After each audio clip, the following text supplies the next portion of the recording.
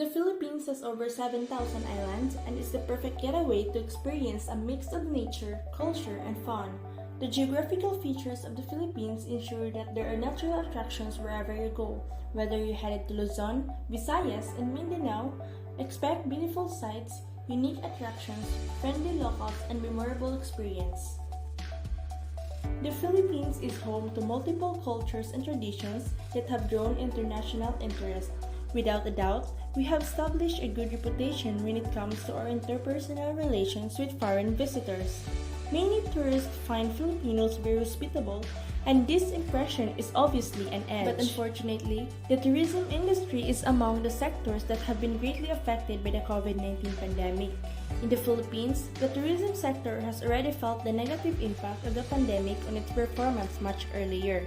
But then when quarantine was lifted, the tourism and hospitality industry is slowly recovering and adjusting in the new normal setting. Now, I'm going to present to all of you the different tourist attractions from each region of the Philippines. So let's start with the Region 1, which is the Ilocos region. It is a place where nature and history collide. Ilocos is truly a great place to visit. From the historical streets of Vigan to the great formations of sand dunes in Paway, Ilocos, it is near to perfection when it comes to rest and recreation.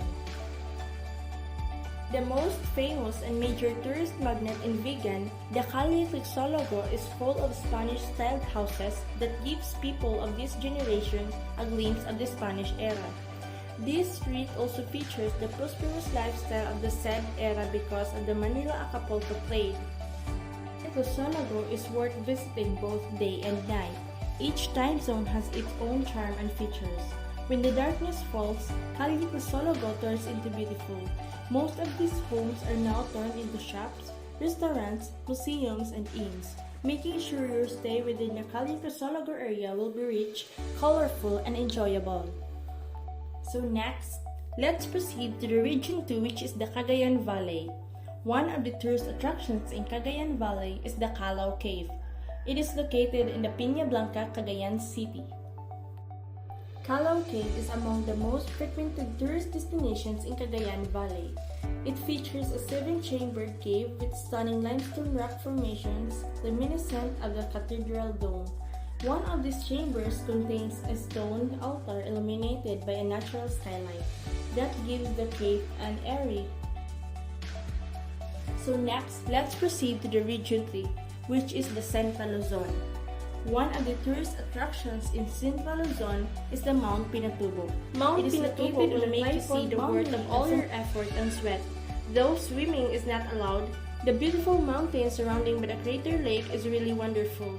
The view in itself will leave you in awe.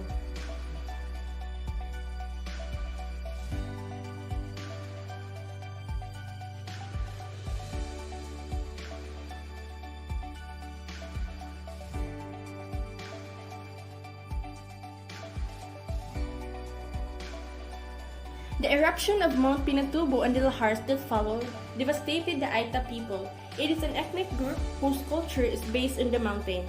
The Aita were once exclusively hunters of foods, surviving by means of exclusive use of the Pinatubo vegetation. So let's proceed to the Region 4A, which is the Calabar Zone. So one of the tourist spots in the Region 4A is the Corregidor Island. It is an island in Manila Bay, but it belongs to Cavite. Corregidor is an island located at the entrance of Manila Bay in the southwestern part of Luzon in the Philippines. It is well known for its mouth of Manila Bay has been reinventing itself in recent years into an adventure, nature and recreation destination, and no longer just a mere war memorial.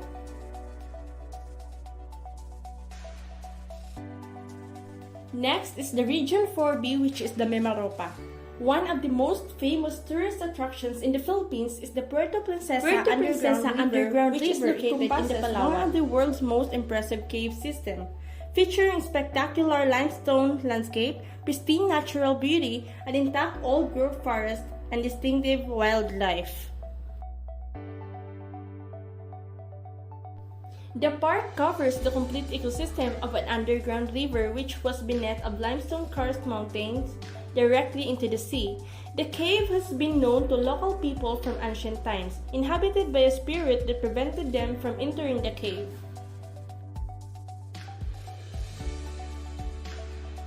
Next is the Region 5, which is the Bicol region.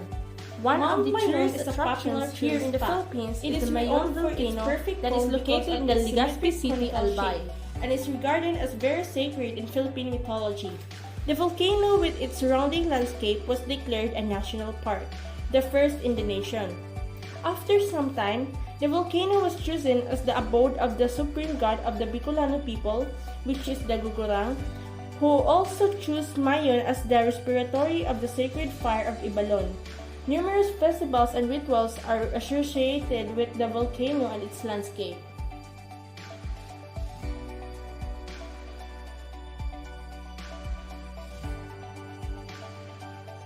So next is the Region 6, which is the Western Visayas. Pristine white sand beaches and smaller islands, breathtaking sunsets, fun water activities, top-notch hotels and resorts, and a booming nightlife, making it one of the tourist destinations in the Philippines.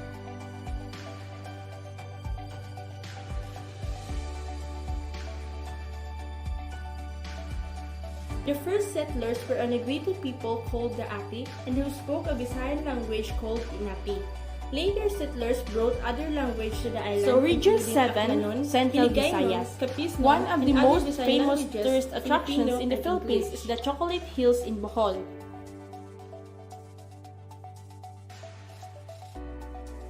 The Chocolate Hills form a rolling terrain of haycock-shaped hills mounds of a generally conical and almost symmetrical shape. It is called the Chocolate Hills not because it's made of chocolate, but because of its color. In the rainy season, they are featured in the provincial flag and sealed to symbolize the abundance of natural attractions in the province.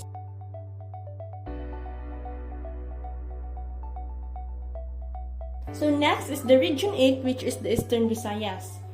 The most famous and longest bridge in the Philippines is the San Juanico Bridge that is located in Leyte and Samar. This bridge serves an important role for both tourism and economies for the islands of Samar and Leyte by linking them.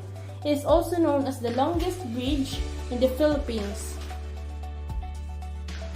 It is dubbed as a symbol of love by the Warainos, which connect the sister islands of Samar and Leyte.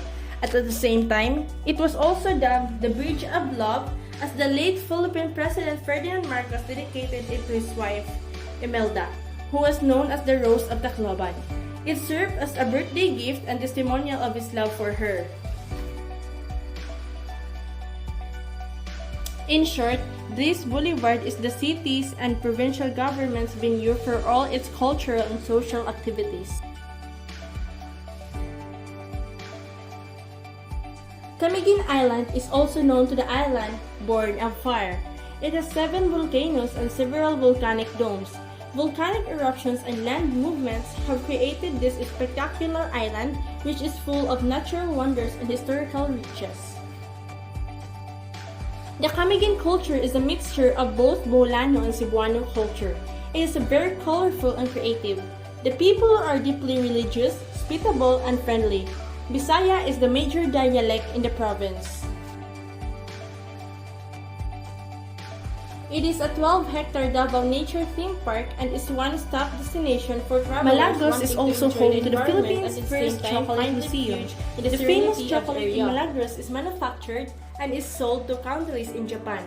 Malagros also houses Mindanao Contemporary Art Gallery, which provides art and history to explore Mindanao's rich culture.